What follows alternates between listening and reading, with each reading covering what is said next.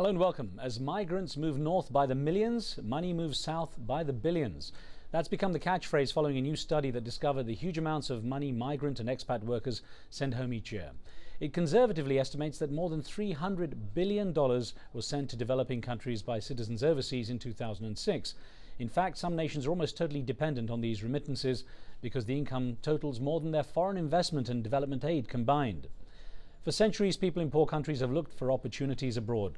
They travel from Latin America to North America, from Africa to Europe or even other parts of Africa, from Southeast Asia to Arabia, and from Eastern Europe to Western Europe. It's led some researchers to coin the phrase, poor people sending back money to even poorer people. We're joined by representatives of the two organizations behind the new study on worldwide remittance flows to developing countries. Donald Terry is the manager of the Multilateral Investment Fund of the Inter-American Development Bank, which focuses on Latin America and the Caribbean. And Matthew Wyatt is an assistant president at the International Fund for Agricultural Development, known as IFAD. This is the United Nations agency dedicated to assisting the rural poor in developing countries. Gentlemen, welcome. Thank you. Donald Terry, if I can start with you and ask you, how surprised were you by the numbers? More than $300 billion. How much was that beyond any expectation? Well, the numbers are staggering. We've been working on remittances for Latin America and the Caribbean for some time. So it was, in a way, not a surprise in the sense that we understood that these were going to be numbers that were much bigger than anybody anticipated. But still, even then, when you understand that it's more money than all of the foreign direct investment and all of the money in what's called official development assistance combined, poor people, $100, $200, $300 at a time, sending the money back, and it aggregates this number. It is really staggering. Right. Well, Matthew, in terms of the accuracy of the figures, it must be quite hard to track some of this money. How do you know the figures are that accurate? Well, it's very hard to track the money, and that's why it's never been done before.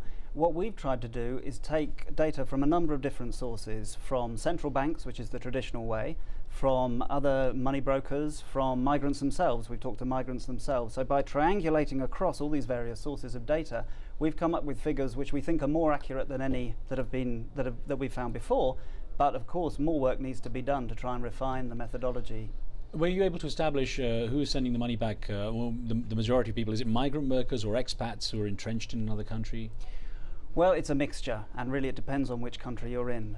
But in many, many cases, it's people, as you said in your introduction, they're people who are fairly poor people themselves, and they're traveling and they're sending their money back. And they're also, of course, spending a lot of money in the countries that they go to as well, but they're sending money back, as you say, in the billions. Well, Donald, you're saying it's an amount that adds up. It could be $100 sent or $200.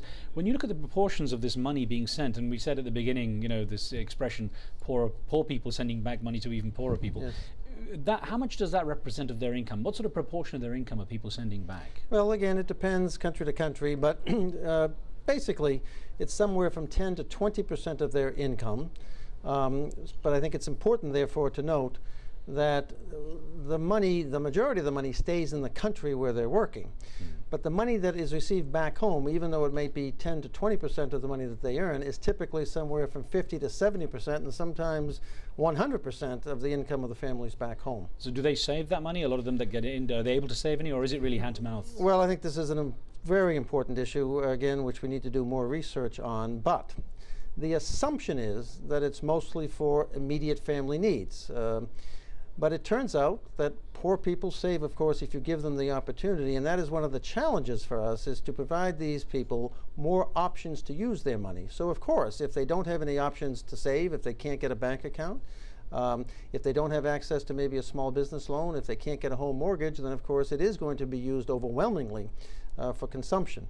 But if they do have more opportunities to use their money, we know this from microfinance and from some other types of programs like that, poor people will invest their money given the opportunity. Right. I noticed, Matthew, when I travel through, across the world, I'm lucky enough to be able to do that, and I see, for example, in parts of Asia, certain groups of, women, for example, a lot of the migrant workers are women. Was that a factor? There was a certain number of those workers are women, certain number were men. Was there a disproportionate?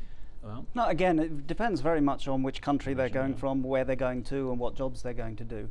But I'd like to pick up on what Donald said about the fact that in terms of saving, we're very clear. IFAD, we work in some of the poorest countries and the poorest areas of the poorest countries. And the people receiving remittances there are telling us very, very clearly that they want opportunities to be able to save and invest at least a proportion of the money. At the moment, those opportunities are very thin on the ground. So this is not just research to be done in the abstract. This is about learning from what we hear about the facts on the ground, but also to then say, well, what can we do about it? How can we help them to find vehicles for investment? How can we help them to save safely? So that's really, I think, where the next step, if you like, where we need to go with this. What made you want to look into this particular subject in the first place? What prompted the look into remittances? Well, in IFAD, it was our experience on the ground. We've been working with Donald and his people in Latin America, but we were finding in other parts of the world too that in the very poor communities we work with, there was money coming in from outside, and it seemed to be a lot more than we would have got from the official figures. So we thought we needed to look at this in a lot more detail. So this is why we commissioned this study, and quite frankly, we weren't terribly surprised by the figures, and I think they're very conservative figures. Donald, as we talk, I'm going to show some graphics for our viewers to be able to see where the money flows and where it goes from across the world and so on. Now, first of all, how easy was it to track that money? Well, because much of the money doesn't come through official channels from bank to bank. It is, as the ambassador said, a challenge to track it. But we started doing this for Latin America and the Caribbean about 7 years ago, actually. And one of the interesting things that we found as we went beyond the official numbers, as we went with surveys and interviews and various forms of techniques, that the official numbers were not off by 10 or 15 or 20%. They were often off by 200 or 300 and sometimes even 400%. Now, what's happened, at least in Latin America and the Caribbean, is over the last 7 years, the official numbers now have come up to reflect more the reality. What's interesting about this study particularly is in parts of the world where the official numbers still aren't very good. This is the best available information, and so it's matching now what the reality is to the facts on the ground. Perhaps I can, if I may, but simply in the Middle East, for example, the money brokers, the hawaladas, I believe they're called in the Middle East, the funds that were being transferred through them were just not showing up in the official figures. So again, you know, by talking to them and by getting information from them, we're able to improve the data, and this is why we're pretty confident these figures are much better than anything that's come before. Well, as Donald Terry was talking now, we were watching a map, you know, illustrating where the money is going in a lot of the areas. India, South Asia, at least $115 billion. In Africa, I think it was about $70 billion. Latin America, maybe Latin America was 70 billion. Interesting. But still 40 billion at least for Africa. Yeah, so these are huge amounts of money. Huge. And I was going to say, you know, you'd mentioned this actually. I wanted to see if Ambassador Matthew would pick up on this. The amount of money that's going in, you know, directly in foreign investment and aid is 1/3 approximately of this. That's what's so staggering, that it seems that the developing world isn't even matching what poorer people are doing for themselves. Well, that's right, indeed. It's development assistance is about 1/3. Overall development assistance is about 1/3 of what we're seeing moving in remittances. So that's absolutely right. These dwarf not only development assistance but also private flows. So how could you exploit that? In what way can it be done to try to improve? As you say, you want to see what can be done with it to try and improve the lives of poorer people. Well, absolutely. I think the first thing is to say that it's not for us to exploit anything. This is private money that is earned by people and is sent back home for their purposes. What we need to do, though, is give them opportunities, the opportunities they're telling us that they really need to be able to save that money safely and to be able to invest it productively.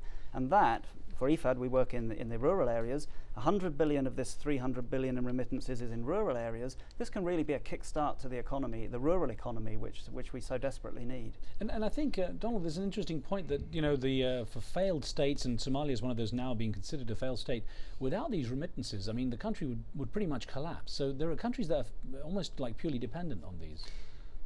If you find any failed states in the world, you will almost automatically, by definition, find enormous amounts of remittances that are coming back, because if it is a failed state, then of course people have left that country, have gone abroad to seek opportunity, but obviously not everybody can leave those countries, and so the money comes back to their families. So Somalia is an excellent example of that.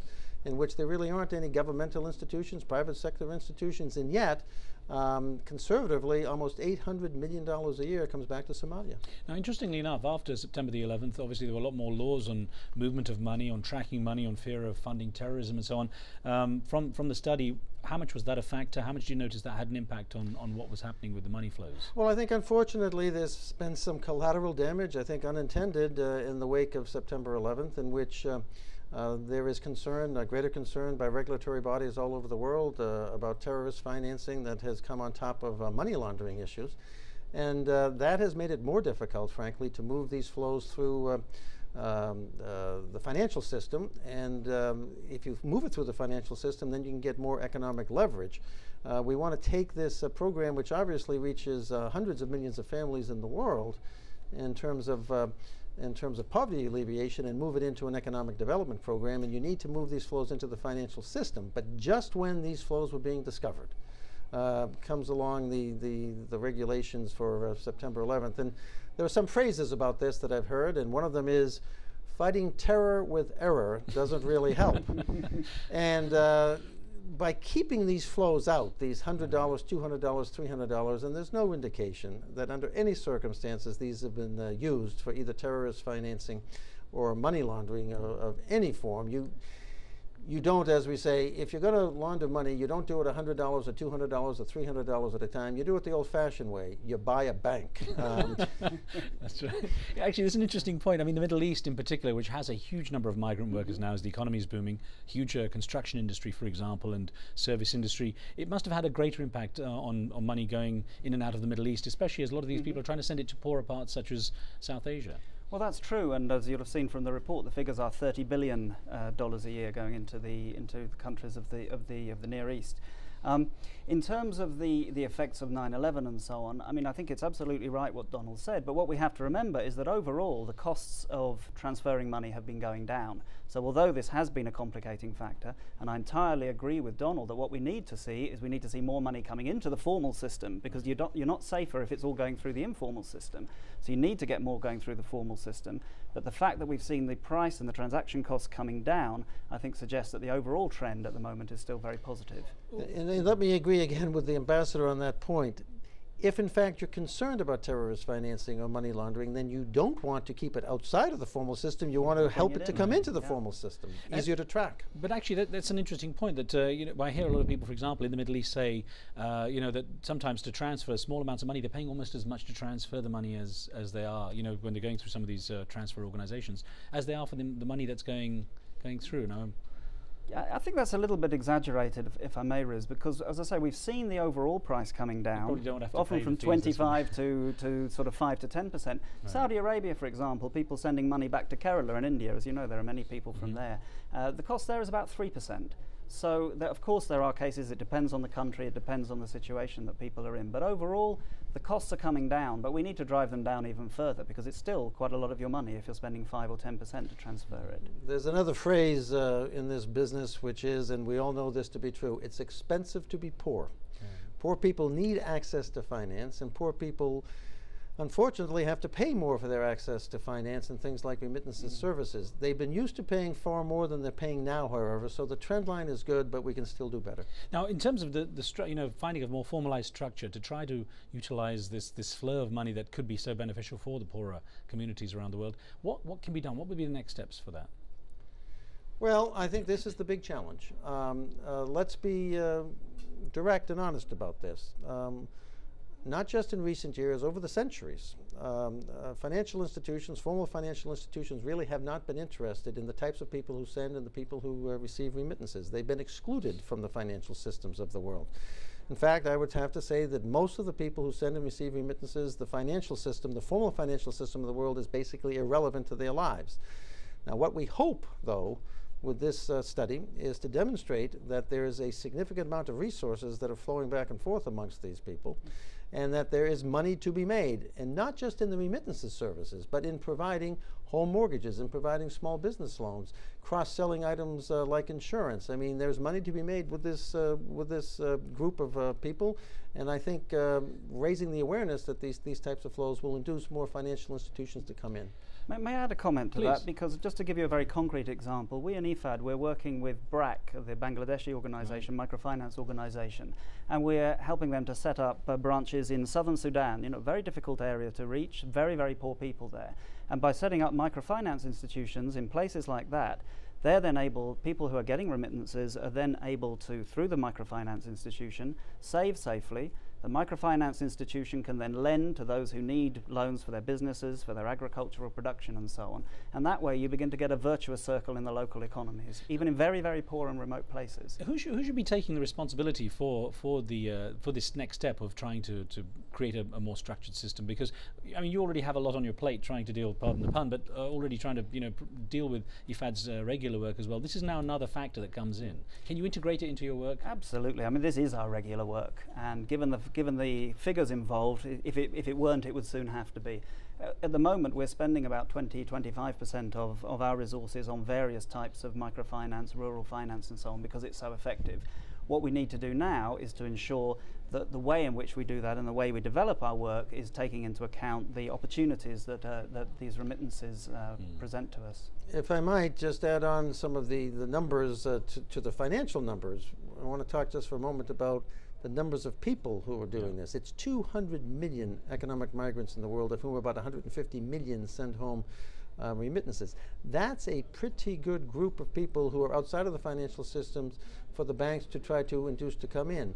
And we have seen that this can work. For instance, in Spain. And Spain is an interesting case because during the 1950s, 60s, and into the 70s, millions of Spaniards left home because they didn't have economic opportunity, moved abroad, sent back home remittances. And so when Latinos started to move to Spain about 6 or 7 years ago, and joining the numbers of Moroccans who were already there and others, the Spanish financial institutions have started to take up this cause. 1 out of every 3 new accounts opened up in Spain over the last 5 years has been with a migrant worker. Wow.